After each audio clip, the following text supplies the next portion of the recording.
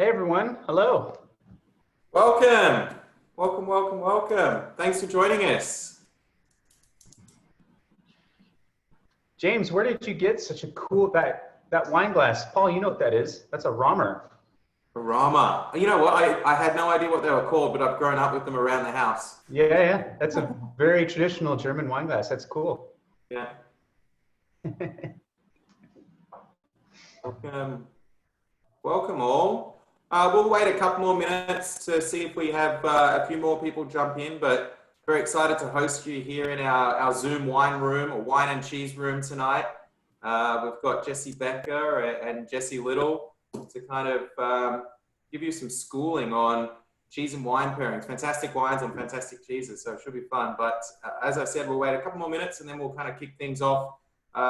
Looks like most people have wine in their glass. I encourage you to open up the first wine, which is the Beauregard, Chateau de Beauregard Pouilly-Fuissé, to start if you haven't, and then we'll kick things off in a few minutes. But thanks for having us in your living room.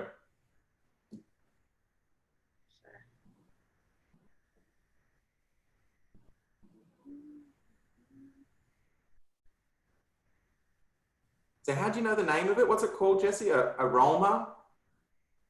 A Romer. Aroma. R-O with an umlaut, M-E-R. They've got those little circles that come down the stem. Yeah, I mean, I drunk out of them as a kid. I had apple juice every day with one of those. Yeah. There's a photo of me somewhere having apple juice and a Testavan at about 1.5. Perfect. Yeah. All right, guys, we've been muted this whole time. James. That's right, James. And you see some of the glasses still have the actual design, the leaf on them. Yeah, okay. I don't know, can you see them? The Yeah, others, now we can. Yes. Yeah. Well, I'm glad it's not apple juice and it's beautiful Pouilly-Fuissé. Yes. Mm-hmm. Yeah. All right. So then, Paul, we are recording and then other people are going to watch this later. Is that correct? Yes, that's my understanding. There was quite a few of the people that bought the package that couldn't make it at 6 o'clock, but will, rewatch our recording and enjoy it afterwards. Wonderful. Yeah, and we can share that link with yourself, Jessica, as well for your distribution, and then Danny can share that with Richie. I can also edit out this little bit of clever banter at the beginning. All right, shall we get underway? What do we think? Are we ready to rock and roll? I'm ready. You're ready? Jess, you're ready? All right, guests. Well, James and I don't know, it's just Macon GA is the second name, but thank you so much for joining us. We've got two wonderful hosts for you tonight. I, Paul Dietz, will be your moderator. I'm the conduit between Jessica and Jesse. I work for an importer which is called Winebow or Craft and Estates, and we specialize in very small family-owned wineries, which you'll taste 3 of tonight. I manage the Southeast region, so I cover South Carolina, Georgia, Alabama, Mississippi, and Florida. So a little background on Jesse first.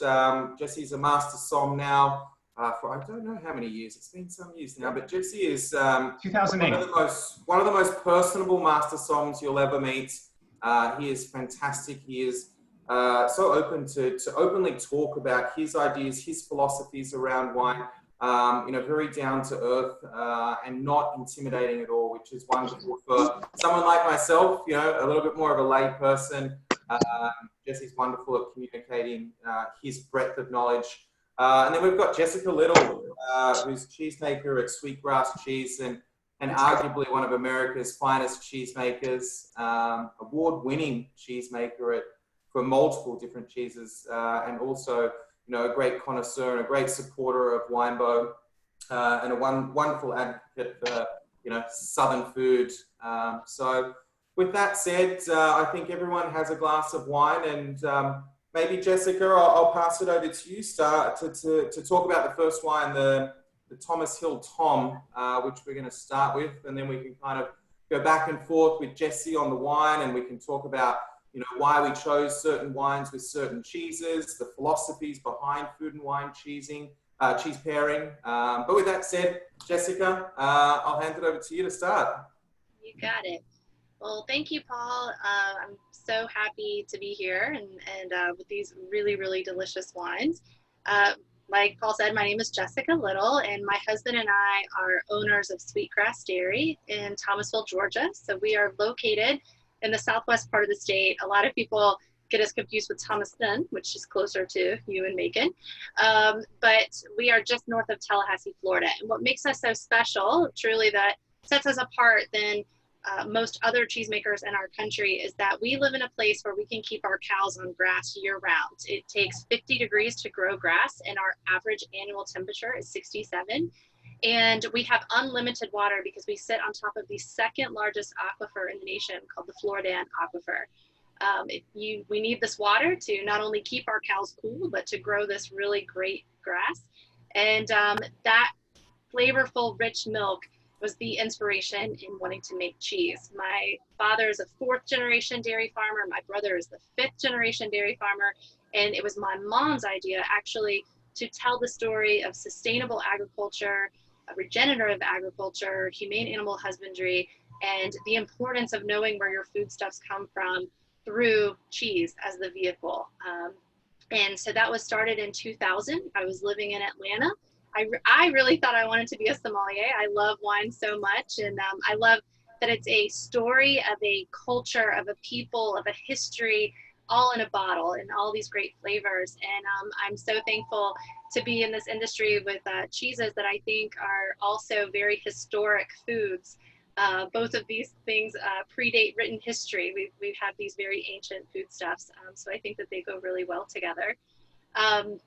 But Jeremy and I moved back to Thomasville in 2002 when we bought the creamery from my parents in 2005, and have gone on. We have a core of 6 cheeses with some other seasonal options.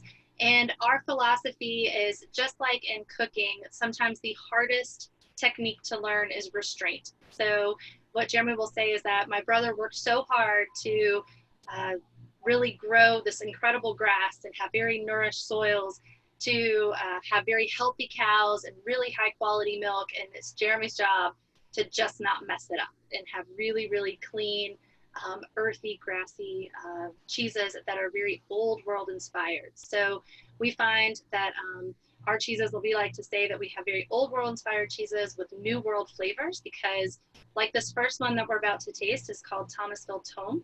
It is made in a French farmhouse style.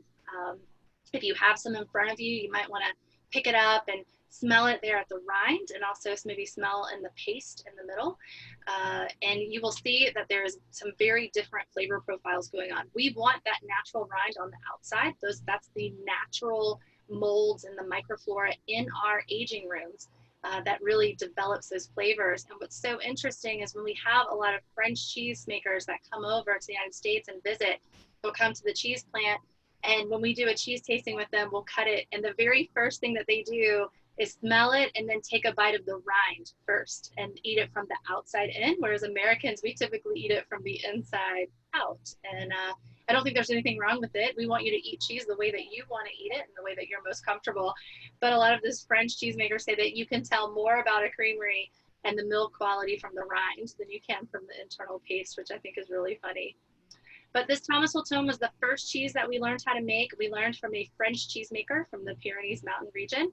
Thomasville Tome is an uncooked, unpressed, natural rind raw milk cheese. So a very, very simple cheese, but what we say is that although it's very simple to make, it is far from being simple in flavor. There's a lot of complexity there. It's just very subtle.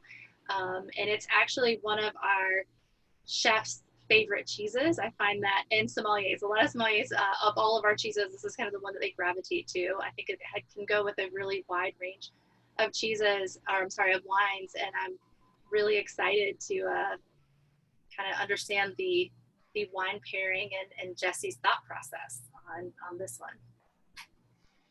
Jessica, beautiful cheese. Hi, everyone. I'm coming to you from my kitchen in Chicago. So nice to join all of you for this fantastic wine and cheese event tonight with Sweetgrass Dairy. Something that Jessica was alluding to that we always think about as wine people is terroir, which is this idea that you know, it's the place that gives the wine its character. And I think the exact same thing is true of cheeses. That they're a reflection not only of what the in this case the cow is eating, but also just the climate and its source of water and just everything that kind of goes into the environment there should ultimately come out in a really high quality cheese like this one, and that's what I'm sensing from this. So there's a really sort of great sense of terroir here, and I love that tip of eating the rind first, because yeah, then you get all of the grassiness and the earthiness of this this fantastic tome. So thank you for that. Delicious. So when it comes to pairing wine with cheese, you know, it actually it sounds like a cop out to say, but it takes, I think, a lot of experimentation. When I used to pair wines with the cheese course at the end of a meal in restaurants where I worked for many, many years, I always tried a lot of different wines with a lot of different cheeses to try to come up with these very precise pairings. But there's sort of a few sort of general ideas, and one of them is that hard cheeses like this, in my experience, they're easier to pair with wine than like soft cheeses or blue cheese, for example. So this is a little more forgiving and user friendly. That being said, another sort of generality about pairing wine with cheese is that I tend to think that white wines pair a little better with cheese than red wines overall. Jessica, what is your thought? I would agree with you.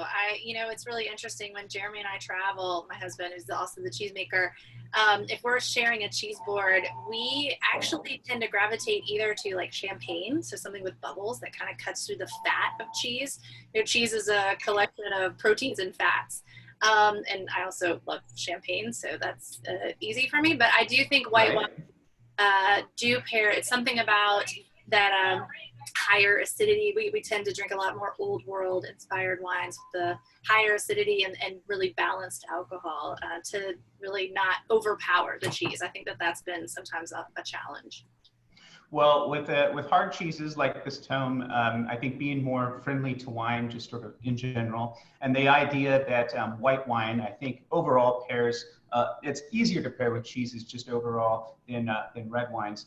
The pairing I picked for this this fantastic tome is a Chardonnay. It's 100% Chardonnay from the Burgundy region of France. It's specifically from southern Burgundy. So Burgundy is sort of laid out in central eastern part of France. If you know of course you know the mustard Dijon. This is the main city of this region. And if you're in Dijon and you start traveling south, all you see are grapevines, especially if you look to the right as you see this Côte or the Côte d'Or. It's a very famous region in Burgundy. And you go south of there, there's a little transitional area called the Côte Chalonnaise, and then you get into this area called the Mâconnais. And those northern areas of Burgundy produce both red and white Burgundy, so Pinot Noir and Chardonnay. But in the south, in Mâconnais, this is really white wine territory. So they've got these beautiful chalky soil, and it's the perfect sort of terroir for growing white wine, and specifically it's Chardonnay here. So that's one of the easier things about Burgundy is that almost all white Burgundy is Chardonnay, almost all red Burgundy is Pinot Noir. And this is kind of, this is sort of the premier little appellation of the Mâconnais, the southern part of Burgundy. It's called Puy-Fuissé.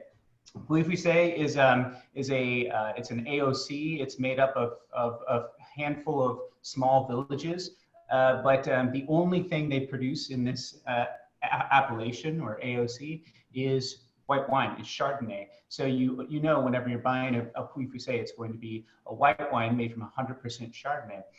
And what the tradition is in Burgundy is to age these wines in oak barrels. So most white Burgundy, most red Burgundy is aged in barrels. That's not necessarily true of all wines.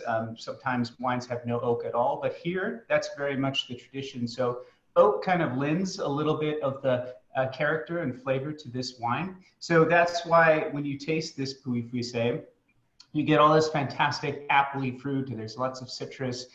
There's lots of lemon, but it also has kind of this roundness, this creaminess, this sort of nuttiness. And I think really that comes from aging in oak barrels more than anything else. So when you taste this tome, not only are you getting that great sort of grassy flavor. If you taste the rind, you really get it, but very earthy, very grassy. But then you call this what did you call this? The paste. The paste.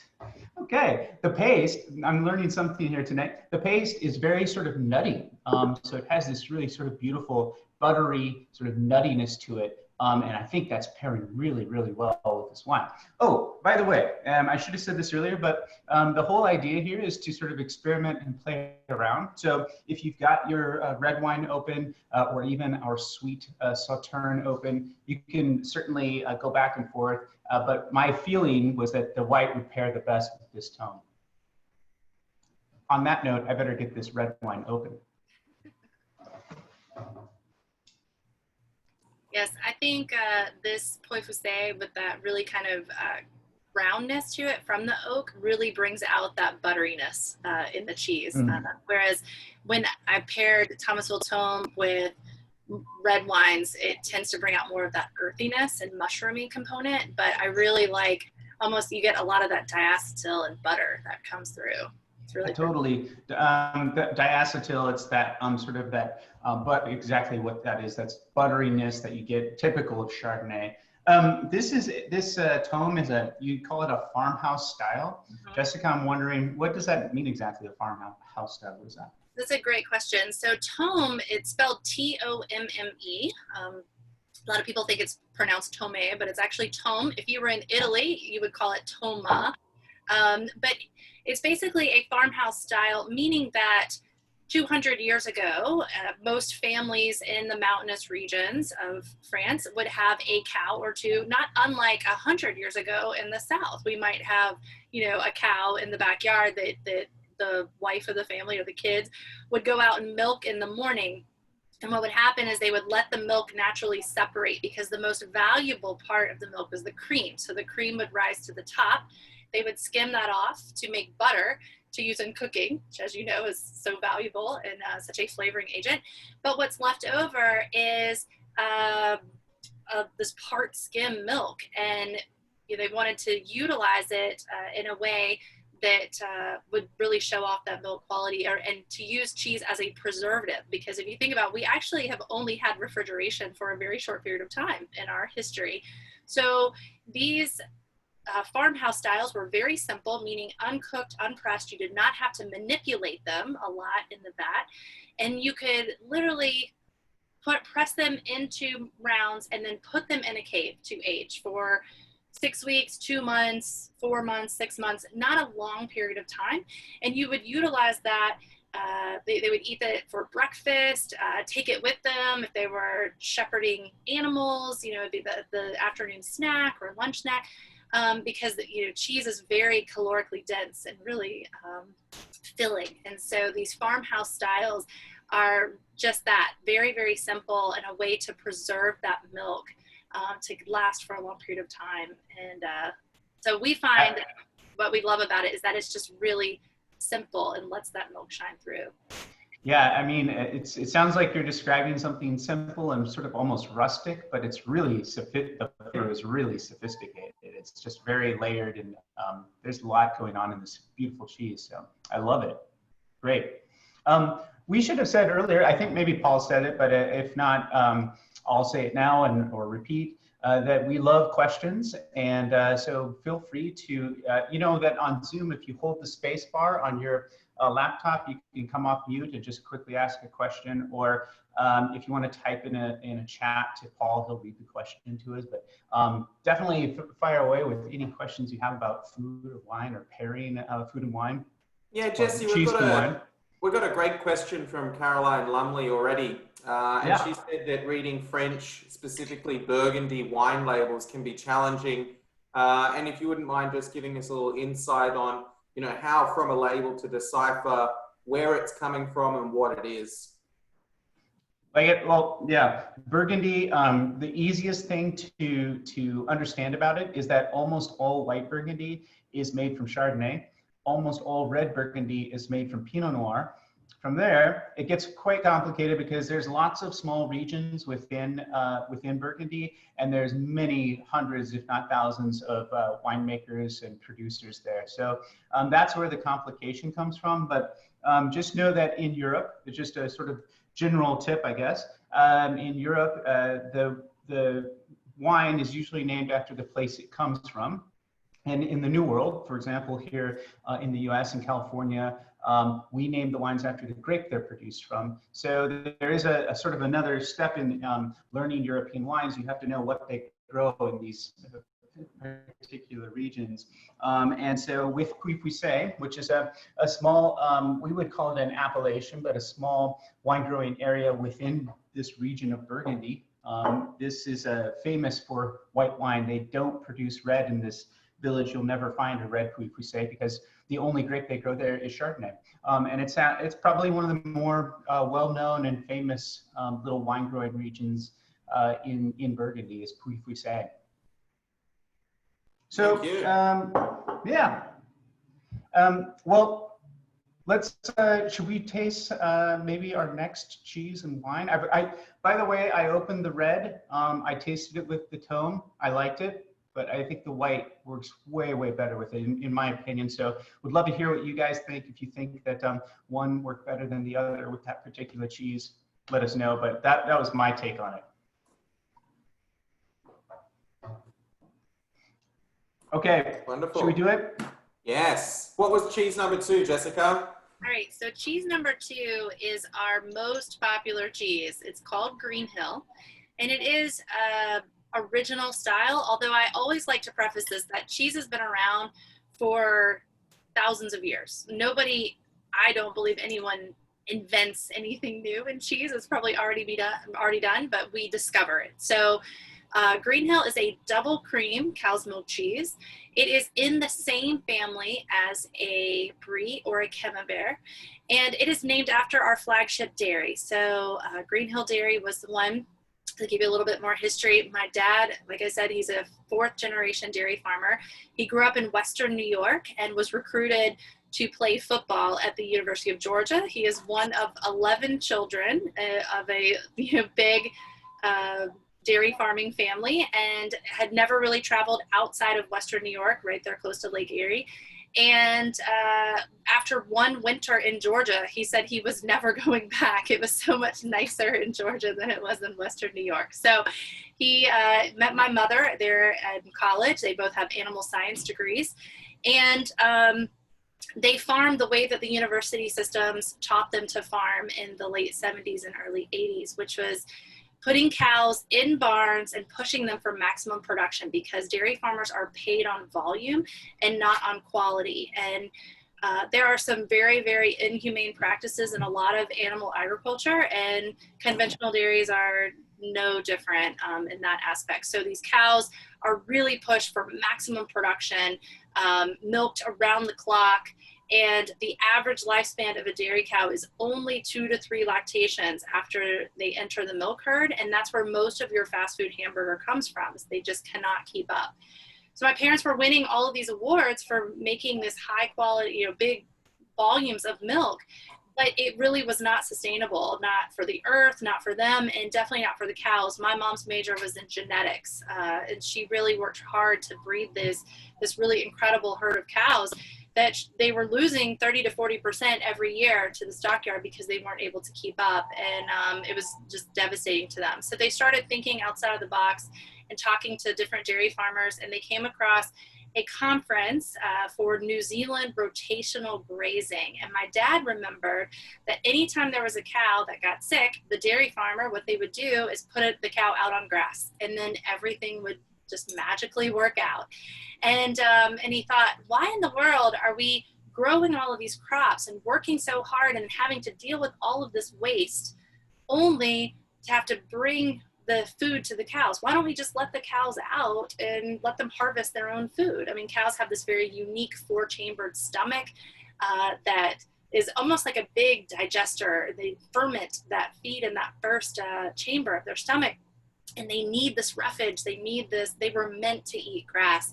So in 1993, they sold their conventional dairy. Everybody thought they were crazy, and they were the first rotational grazing dairy east of the Mississippi with more than 100 cows, 500 cows, and the quality of the milk was so unique that my mom wanted to tell the story. So since then, Cornell has done a study, and it has shown that animals, ruminants that live out on grass, goats, pigs, cows, donkeys, camels, buffalo, you name it, that if they live their lives out on grass, they live a minimum of 4 times longer than cows that live, or ruminants that live in barns. And we have found that to be the case absolutely through the last 20 years that my parents have farmed in this rotational grazing method. So Jeremy, my husband, wanted to make a cheese that really showed off this high quality milk, and the predominant breed that we have at Green Hill Dairy are Jerseys. They're a smaller cow that doesn't compact the soil too much, that handles the heat better, because that's what we battle here in the South, is the heat.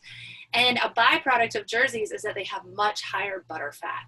So we wanted to make this cheese that was so rich, double cream, and really flavorful. And what I like about Green Hill, besides the fact that it will probably send my children to college because we sell more of it than anything else, so it's got a very special place in my heart, but I love it because it hits a lot of different flavor profiles. So the rind, which you can eat, but you do not have to. We always say we want you to feel comfortable and you eat cheese the way that makes you the most happy. But that rind is Penicillium candidum, and it breaks down from the outside in. So Green Hills, when they're young, which is what you got, I'm so sorry, I wanted to age them longer, but I didn't do a good job of pulling them. So they're very firm when they're made. And then the longer that they age, they break down from the rind outside in. And what's great about that rind is it's got a slight bitterness to it that I actually think is really fun for wine pairing. But it also has the sweetness of the double cream. This cream, as you can imagine, is sweet. It's got saltiness, because anytime you have high butter fat, you need to balance it with salt. If you think about triple cremes like Saint Andre, they're always usually very salty. If you undersalt it, it becomes horribly bitter. So you don't want to do that. So it's bitter, sweet, salty, and then from the fermentation process of turning lactose into lactase, you get a soured component. And then out of all of our cheeses, Green Hill has the most umami, just that, mouth watering flavor profile. And so I think, although this is a pasteurized cheese, it has a lot of different sensory elements to it. And I was saying to Jesse earlier, we almost never pair it with a red wine, but I think this is brilliant, and I'm so excited to see what you think. Yeah, I've tasted it now with both the Pouilly Fuissé, the white wine, and now the Chateau Ladin from Médoc from Bordeaux. And my thought here was to use a red wine because when I pair, in my old restaurant days, whenever we had a Camembert or a Brie, my thought was always to pair it more with like a fruity red, like a red that had a lot of upfront fruit. So I love Pinot Noir with those.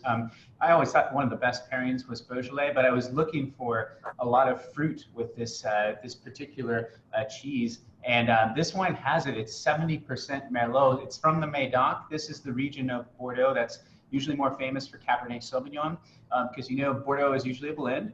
And the grapes they use there are Cabernet, Merlot, in just different proportions depending on where you are specifically in this region of Bordeaux. But here, a region that's more famous, I suppose, for Cabernet is they're using a very high percentage of Merlot. Merlot has a lot of fruit. And so that was what kind of my thinking is, this wine would have plenty of fruit to go with this this fantastic cheese. Speaking of, this kind of just popped in my head, but I mentioned Camembert, and it's a really, Jessica, I would love to hear your thoughts on this. Camembert is a delicious cheese, but there's really like not very much real Camembert left, is there? I mean, it's just it's kind of become, even in France, it's more of a commercial product, and so I love this cheese because it's probably got more richness than a typical Camembert, but it's got the earthiness and the umami, I guess, of a really great Camembert. Sure, thank you. You're right. There's very few, almost all Camembert is very industrial, meaning that it never touches human hands. And I can assure you, whenever COVID is over, I would love to invite all of you to come and make cheese with us. But these green hills are truly labors of love. They are hand ladled, hand cut, hand stirred, hand flipped, hand wrapped, hand labeled. There is a lot of love that goes into every single one of these cheeses. Camemberts, what I do love about them is they have a little bit different culture mixed to them, and they become a little bit more funky. They get some really great development. So what I see, if there's ever a complaint about Green Hill, is that these cheeses are not funky enough like those old socks, but that's okay. We're trying to show off that silky butteriness to it. And if we would have, oh yeah, go ahead. Hi. First off, thank you very much for doing this for us tonight. We're really enjoying it. We've got a group here. You'll see us milling around. But my standard pairing was always with a claret with an old cheddar. And Oh yeah. I love this cheese. It's wonderful. I'm wondering if something a little more pungent might be better, with particularly since you've got a relatively young Bordeaux here. And it's a little more astringent, a little bigger mouthful. So I was just wondering what your thoughts were, both from the cheese end and the wine. Yeah, that is very very proper British of you to pair like a great cheddar with an old claret like that. That would be interesting to try tonight.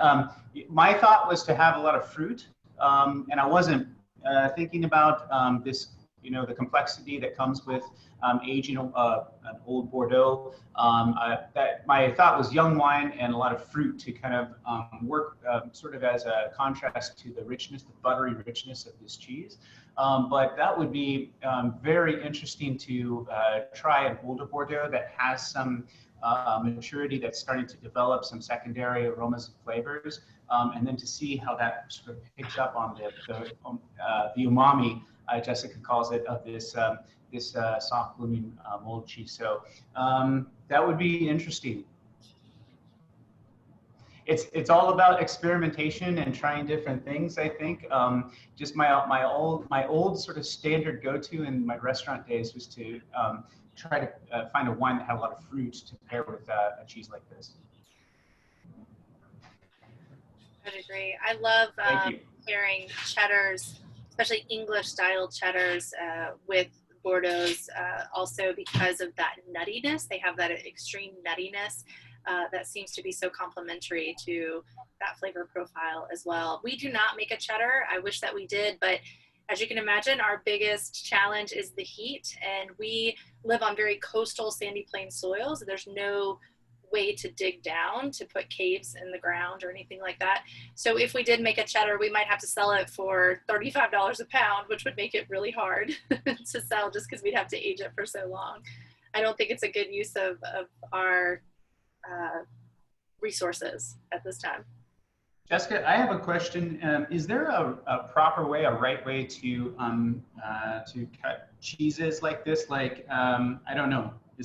Am I doing a good job? You can cut it. We are all about whatever gives you the most joy. That is what we want. Jeremy and I have, I think, hospitality at heart, and whatever makes you most happy. I will say in our cheese shop, we have a restaurant and a cheese shop.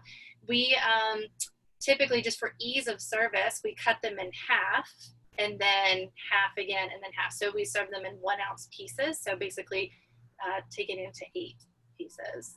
But you are welcome to cut it any particular way that you want.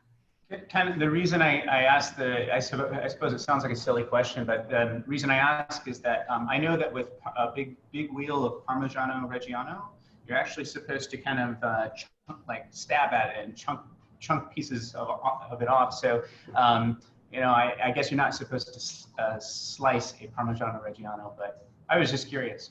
Yeah. No, I think it's really, truly up to you. A lot of people, like I said, whether or not to eat the rind is a truly personal preference, and we are not judgmental about that. We just want you to eat cheese. We don't care how you do it. Yes, I've got a question. Yeah. Oh, sorry, Jesse. Finish off, Jess. Jessica, I got a quick question for you. You know, we're talking about food and wine pairings tonight, but what else do you like to pair with your cheeses? You know, a lot of people will put honey or nuts or dried fruits. Have you got any preferences there that you like to see on a cheese board? Yes, I think definitely with blue cheeses, specifically honey, and that's my son. This is an Asher. That is the namesake of the next cheese we are going to taste. So sorry. Um, so honey and nuts. We use pecans because they're local down here to our region. Are a very traditional pairing. With the Green Hill, we actually have a local jam and preserve company, and we've worked with them on some different flavor profile, developing some different cheese pairings. And I really love stone fruit with Green Hill. So there is a peach bourbon cardamom cheese pairing that we've done together that I think is absolutely delicious. Anything peaches, apricots, I think really bring out a lot of the richness in the Green Hill. Whereas with Thomas Fulton, I think they really go well with pomaceous fruits like apples and pears would be my suggestion. And then of course, any rustic bread that you can warm up in the oven that's got that crunchy outside and kind of chewy in the middle. If you put fresh bread and fresh fruit and cheese and wine, and I think that's my favorite meal ever. Oh, I can tack on there because I start to think about cider, like a really great hard cider with a cheese like this. I think it's exactly what you would experience, like if we were in northern France, Normandy or something like that. They might pair that with a cider rather than wine, which would be really interesting to try. And you know that something else interesting, kind of segues to the next cheese. This is also very, very British. Macon, Georgia, they like drinking stout beer with like blue cheeses, like in the UK. So I wish I had one on hand now. I don't, but it's an interesting idea to try to like a stout beer with blue cheese. But I suppose it would work because the intensity of both things are quite strong. So maybe that's the idea, is that you've got strong on strong and they somehow work. Sure. Oh, and another one, if we don't have one tonight, but if we had a washed rind cheese, so like one of the classics is Epoisse from France. It's really, really smelly. There's like a rumor, I've never actually confirmed this, but I think it's like, the rumor is that it's illegal on the Paris subway because it's so smelly. But you know, an Epoisse, it's a washed rind. It's one of those really, has that orange kind of exterior. But delicious, really great. And what I found actually is those pair great with like a Belgian beer, like you know, something that's almost that's quite strong and almost like wine-like, but the beer from Belgium. So I don't know, these things I hear about, and I prefer wine usually, but interesting ideas. Absolutely. Paul, should we move on to the final cheese? Sure. I did actually have one quick question before we go on to the next cheese, Jess. Jess, the wines, or sorry, the cheeses that we've tasted so far seem to have inspiration or traditional roots to France. Is that Sweetgrass's philosophy is more of a French style of cheese, or do you have Italian, German cheeses in your repertoire as well? We just happen to choose all French tonight. So great question. I will say that before Jeremy was a cheesemaker, he was a chef in training, and he learned very French technique, and then he learned how to make cheese from a French cheesemaker. So we make very French inspired cheeses. Our newest one is called Griffin. It's actually a beer curd washed cheese, so it's a little bit more American in that style. But French very specifically because that was his background, and the way, you know, we are standing as Americans, we are standing on the shoulders of giants, and France is so many light years ahead of us. It's not really even funny. They've just been studying cheese. It's almost like Burgundy. I mean, they've been studying wine for hundreds of years. And what we do have that I think Americans are so wonderful at is innovation. We're not scared to try anything. We're not stuck in traditions. And so we have the freedom to be able to experiment, and the flexibility and agile natures to be able to experiment and try different things. So we are always trying to refine and be better, but the thought process behind it was we wanted something that was not over extracted, not overdone. We wanted the raw milk to shine through, and we found the most resources were French. And Jeremy has gone to France many times to take classes and learn how to make cheese, which we will see in the next cheese. We have Asher Blue. He spent, 3 years ago, about 3 weeks making blue cheese in France because he was banging his head against the wall. It's one of the hardest styles to make, and the French have been really, really wonderful about sharing information and technique to such a young culture. If you think about cheese in the United States, they really didn't exist before 1980-ish. I mean, it's a really, really new industry. It's the same with winemaking. You know, we see a lovely sharing of knowledge between old world and new world, and a lot of the new world have learned all their techniques in winemaking from, France and Spain and Italy, the old world. So very similar, sharing of knowledge. And, the new world, Australia or America, sometimes we bring modern techniques, which, is new to the old world. There's also talk about us bringing more of a cleanly approach, to winemaking, compared to the old world. So, it goes both ways in winemaking. Sure. Yeah, one of my favorite stories about that is Jeremy and we were so excited several years ago to go on his bucket list was to go make Parmigiano Reggiano, the king of cheese, and so we went to Emilia Romagna to eat at some incredible restaurants. And we had just gone 2 months before to Vermont to visit Vermont Creamery and Jasper Hill.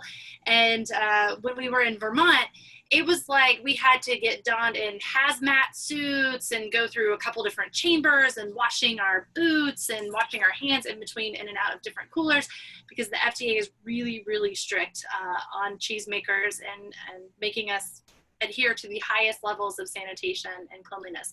So we go to Italy, and I'm getting myself mentally prepared.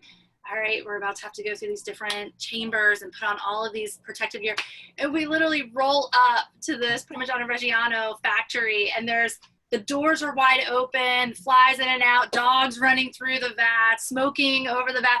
And I thought, this is amazing. These are the king of cheeses, and they really, Americans, I think sometimes we can take a little bit far in safety and sanitation, but you're right. We just have different techniques, I suppose. So if Parmesan is the king of cheese, what's the queen of cheese? That's a good question. I don't know. What do you think? Well, I did a quick Blue? Google on where Brie is actually from in France, and it's from the city of Brie, and it said it's the queen's cheese, according to Wikipedia. So there you go. Very nice, Paul. Excellent. Yeah. Good work. This So Asher Blue. Yes. Oh my gosh. Yeah. It's got so much going on. I want to understand it a little bit better because it looks like it's a washed rind. I'm not sure if it is, but also it has these little crunchy salt crystals that I just crave in a great cheese. So what causes those, and what's going on with this cheese? It's great. Thank you. So I like to say that every cheesemaker, just like every winemaker or every sommelier, I think we can all remember the first cheese that we tasted that changed our lives, that said, oh my gosh, we want to dive in and learn more. And I would love to know, Jesse, if you have a very specific wine that you said, oh my gosh, I have got to learn more about wine. This is incredible. I started in a really classic shop with an owner who had a really classical palate. So German Riesling and Red Bordeaux. Those are like my first two really important wines, and that's where I started. Nice. So you'll probably always love those because they will be very dear to your heart. Absolutely. So, and the same for Jeremy. He was working in restaurants and cooking. And the very first time that he had Roquefort, the blue flavor profile and everything that was going on with this pungent, salty, intense flavor profile, he thought, oh my gosh, I need to know more about blue. So even before he was a cheesemaker, he was so excited about blue. And when we moved back to the farm, everybody said, whatever you do, don't make blue cheese. It is by far the most difficult. You are balancing cultures and mold. And typically to make blue cheese, you need a lot of very expensive equipment. Most blue cheeses are homogenized. If you think about that fudgy characteristic that you taste in a lot of blue cheeses, that means it's been homogenized. But homogenizers are $500,000, and when we were starting, we didn't have that money. So we were like, all right, we're gonna make a raw milk, natural rind, non-homogenized blue. So we hand pierced every single wheel, and it has been a very, very difficult cheese to make. It is so hard, it's so finicky, and, you know, 1 degree different in the cooler can make all the difference in the world, which is so crazy to believe. But the mold is inoculated in the vat. It's Penicillium roqueforti. And what looks like the wash rind is actually Brevibacterium linens, which is the same bacteria that is on the epoisse and the washed rind cheeses. So it's going to help break down all of those proteins through proteolysis and lipolysis. That gives you, when you break down those amino acids, all that breakdown is what gives you those aromas and flavor profiles. So blue tends to be a little bit more fruity, but you get all of those white button mushrooms and fresh cut grass. And I think that Asher Blue, it's very dear to me. It's named after our second son. And he loves to tease his brothers that he's very famous, which he's not, but just brotherly love. And it is something we say will be Jeremy's life mission, because like the very first wine trip that I took was to Spain. And I remember talking to these different winemakers, and it was so nerve-wracking to me to think about all of your eggs in one basket of harvest. Like, you have to grow these grapes all year long, and you pick them at the perfect time, and you know, how you choose, all of these steps that you take along the way, but you have one shot. So you can make wine for 30 years. And if you're only at one winery, you make 30 vintages, and that's it. And whereas I feel like we have a clean slate every day. We can make cheese every single day. So Jeremy could literally make Asher Blue 365 times throughout the year. And it was so funny because the winemaker said, oh my gosh, you are absolutely wrong. You're looking at this entirely with the wrong perspective. We have opportunities to change along the way, whereas the most difficult thing that we can do is try to make something consistently year after year. So you are trying to make a consistent product with very inconsistent raw materials, with changes in lactation cycles and feedstuffs and ages of cows. So I think that it's been really interesting to watch the flavor development of Asher Blue. So something that's very dear to us, but it is, I never take offense if people don't like our Asher Blue, because it is not one that is a crowd pleaser. It is something that is very rustic and old world inspired. So I think will be very delicious with this Sauterne. Oh, well, I love it. I love the complexity of it. I've tried it with all 3 wines. It definitely, for me, my taste, works best with the sweet wine, the Sauterne. If we think about blue cheese and what it classically pairs with, like, for example, Stilton, the classic pairing there is port, which is a fortified sweet wine, of course, from Portugal. Then we have from France, the classic with Sauterne. The wine we're drinking is Roquefort. It's a classic pairing. But even like sweet sherries, and it's usually it happens again in Germany with some of their blues that they produce, and they'll pair that with like a Beerenauslese or Trockenbeerenauslese. So it's the classic, it's the go-to, it's the safe choice. Like I said, there's other pairing options out there with this. Like for example, in the UK, sometimes you'll get like a stout, like a Guinness stout with a blue cheese. Very interesting idea. But I think you gotta have some intensity in the wine, some richness. I think the sugar is actually very helpful here, and it counters the saltiness of the cheese. But the intensity of flavor, it just needs that pairing. In Hungary, which is a place that produces Tokai, that produces really famous sweet wine called Tokai. It's also a wine made in this style with the botrytis and the very intense sort of honeyed sweetness of the wine. And they do the exact same thing there. They love pairing that with blue cheese. So sweet wine is my very first thought with this this cheese. Have you had any pairings that outside of just the classics that work really well with this? With Asher Blue? Yeah. No, I think Jeremy is a huge stout fan, so I think that there's many porters and stouts. We actually use Gate City Terminus Porter in making one of our cheeses, and I think that those coffee and chocolate, it's a Baltic ale style, so those coffee and chocolate aromas go so well. The dark chocolate that has a bitterness to it, like a sea salted dark chocolate with Asher Blue, I think is pretty magical. In a ruby port for sure. So Jessica, what are these little crunchy bits in the cheese? This salt? I don't know what it is. Is it salt? What is the? They're actually lactic acid crystals, and it's really funny. You find this more in aged cheeses. Sometimes in certain competitions, it's considered a flaw. I actually really like it. I think that they're and we don't get them all the time. It truly has to do with the composition, the milk composition when we get it, and of where the cows are in their lactation cycle. So this particular batch, actually, we were able to form some lactic crystals, and I think to me, I love it, but it's like I said, it's not for everyone.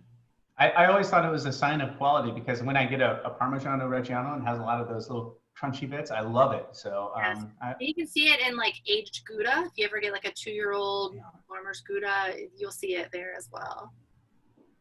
Very nice. Well, we'd love to hear if anybody wants to chime in and talk to us about the pairing with the Sauterne and the blue cheese. It's I have to admit, I went the safe route and went for a classic pairing. So this is exactly what's been going on for hundreds of years. They've been pairing Sauterne with blue cheese. But if you have any other thoughts, or if you like the pairing or dislike the pairing, we'd love to hear. Macon, Georgia. Well, thank you again. Am I saying it right? Wonderful evening. First off, the blue is outstanding, and the pairing with the Sauterne is great. You just should have added a little bit of foie gras with it. It would have been it would have been nice. But the only other comment I wanted to make is we actually opened an older Bordeaux to go with the Green Hill, and it's outstanding. Nice. So with the younger one, I thought it didn't quite pair well. When we opened an older, about a 20-year-old Chateau bottle Bordeaux, it actually was a wonderful pairing. It was very creamy, and with the more integrated flavors and the more mature wine, I thought it was a fantastic pairing. So thank you. Oh, great. That's what you were saying earlier. And that's, I mean, I can see what you're saying because of course, as wine ages, it loses its fruit. It becomes more earthy and complex, and we sometimes say tertiary. And I can see that playing really well with the umami, the earthiness of the cheese. So thanks for sharing that. That's a great idea.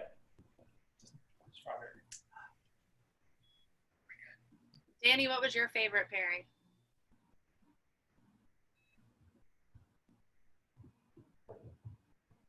You're on mute.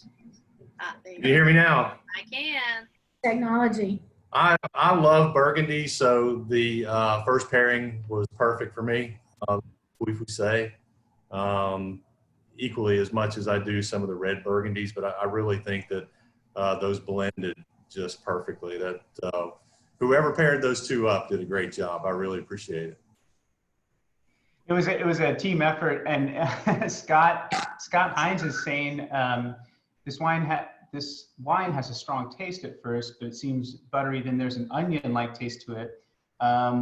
What is it that the cheese mellows it out? So the cheese is actually mellowing out the wine. Scott, what pairing is that? Is that the final pairing, the Sauterne and the blue cheese? Definitely, this cheese has a very intense flavor. So we were trying to pick a wine that has great intensity to it. And Sauterne, the way it's made is that this is actually a lot like wine. It actually, you want this desirable mold. It's called noble rot. You want it to form on the grapes, and the mold sort of pierces, yes, the last pairing. Okay, good. It pierces the skin of the grape, and it dehydrates the grape, so it concentrates the water. It goes away, but it concentrates the intense sugary sweetness and the flavor, the nectar of that grape, and you get this very, very complex wine when you produce a wine like that. So it's famous in Sauternes. They make these wines in Hungary as well, in the region called Tokai. And then very famously, you'll get these wines in Germany also, like if you've had a Beerenauslese or a Trunken Beerenauslese. So these are wines that get this rot, this mold. It's a noble rot. Anyway, it's just one of many ways to make a sweet wine, but that's what gives this wine its intensity. And I think that's why it's sort of mellowing out the intensity of the blue cheese. This is always what we're trying to do in food and wine pairing. We try to pair the weight and the intensity of the wine with the weight and intensity of the food. And I think that's what we've tried to do and accomplish here with the blue cheese pairing. Oh, well, and also just stepping up to a more mature, older Bordeaux with this cheese, I can definitely see why that worked, because we've got some great earthy, Jessica calls it umami flavors here, but that's exactly what happens when Bordeaux ages. It loses the fruit and it starts to pick up more earthy complexity, and I think that's probably why that's working so well. Love it. Thank you so much for the question. We happen to have some dark chocolate, which was a great tip. Cool. Awesome, James. Thank you so much. I love dark chocolate with blue cheese for sure. I think that, you know, people always ask me, like, doesn't all wine go with all cheeses? Every wine pairing we've ever had has been really good. Well, that means that you've had a really good sommelier that's picked wines and cheeses together, because they all do not go well together. One of my, I think, again, it's a personal preference, but if you were to try this Bordeaux with the Asher Blue, I think it's going to make the wine so bitter and the cheese so much more pungent. You know, it's not going to, so with the blue cheese, sometimes if I want to pair a red wine, I think you have to go even bigger red, like Zinfandel or Primitivo or something that has maybe a little bit lower tannins, because it doesn't really necessarily go well with blue cheese. But I remember when I was waiting tables and we would have people that would come in and they would, you know, have a little bit of Napa Cabernet left over and they wanted it with a cheese plate. And sometimes when you put Napa Cabernet with blue cheese, it becomes so metallic. It's almost like metal in your mouth, which, you know, I think the Sauternes with that sugar really just helps mellow that out and makes it a little bit more palatable. So, hey, Jessica. Agreed. Jessica. Yes. Hey, I know you and Jeremy like a good, hate to shift gears back to red Burgundy, but I know you guys like a good red Burgundy. And can you recommend a pairing of one of your cheeses with red Burgundy, and anywhere that we might be able to find it in Macon? You know, great question. So we do, as Danny knows, we drink a lot of Burgundy, and our house is kind of our go-to. I'm not sure if it's because it was kind of the first wine region that I really fell in love with, but I think it's also one of those things that it's very subtly complex. There's so much going on there. And so we probably eat in our house more Thomasville Tome than anything else, and we drink more Burgundy, red Burgundy, than anything else. So I would say that those probably just by default would probably go together there. And then in Macon, you know, Macon is such a cool market that we haven't had a lot of cheese access to. So COVID has really given us some opportunities to find some new markets. So we've been very fortunate. As you can imagine with COVID, cheese makers are really struggling with, I think a lot of winemakers are really struggling as well, because we were also dependent on food service channels of restaurants and hotels and resorts and airlines. And so these retailers are really stepping up and helping cheese makers for sure. So we've been able to sell to Publix and Kroger and Harris Teeter and Fresh Market. So hopefully you'll be able to find our cheeses in Macon at your local grocery store. Can you order cheeses online, Jessica? Absolutely. So we have our own website, our own e-commerce site. It's just sweetgrassdairy.com. I will say my warning is that shipping in the summer is really expensive. It's because cheese is a perishable product and UPS is ridiculous. So please maybe wait until it's a little bit cooler so we can ship ground or you know, not so expensive. But we're also really pivoting and doing a lot more business online through these tough times. So thank you for asking. I believe we can get a number of your cheeses through the fresh market here. And Yeah. That's been our source for it. And following up on the Burgundy question, which I love because I love Burgundies as well. But Jesse, I would love to get your opinion. And don't get me wrong, your Pouilly Fuissé was wonderful tonight. And I like Pouilly Fuissés, but given the notoriety, the prices are a little ridiculous compared to the quality. I've always loved Macon Village and Saint Veron, and have been there and drank their wines on premises. So how do you feel about those wines compared to this? They're much, Macon Village is easy to find, Saint Veron very difficult. Yeah, so thanks for the great question. So the Mâconnais, this region of southern Burgundy where this Pouilly Fuissé comes from, is kind of the new kind of frontier. So it's a very old region, of course, but we now see wineries, winemakers, wine producers from the Côte d'Or, famous places like Beaune and Pouilly-Morcher and Meursault. They're coming down to the Mâconnais to buy land and to start producing wines down in southern Burgundy.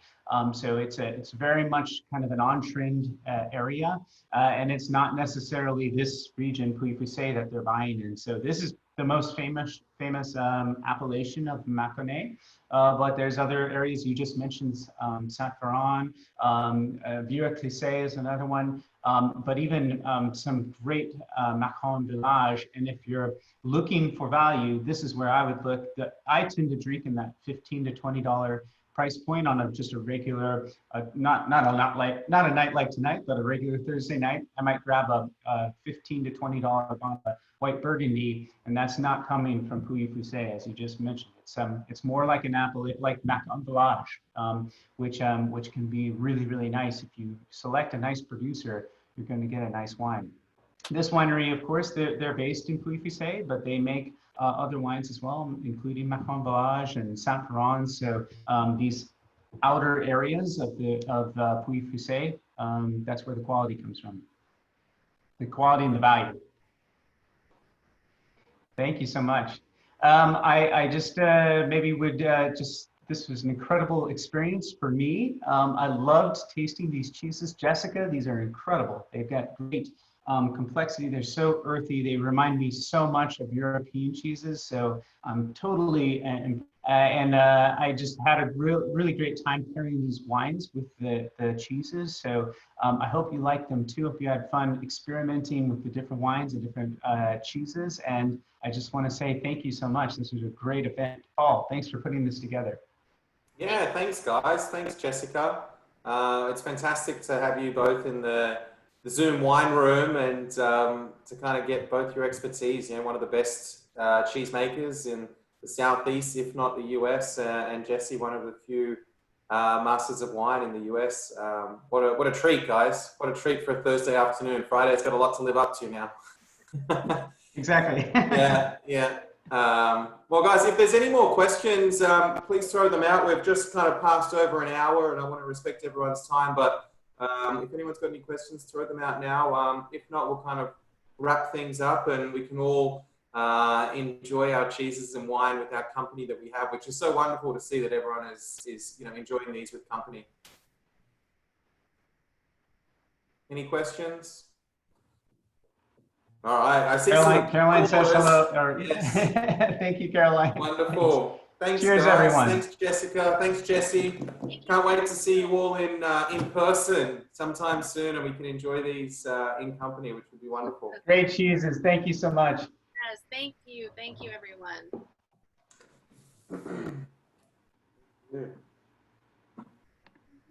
Yeah.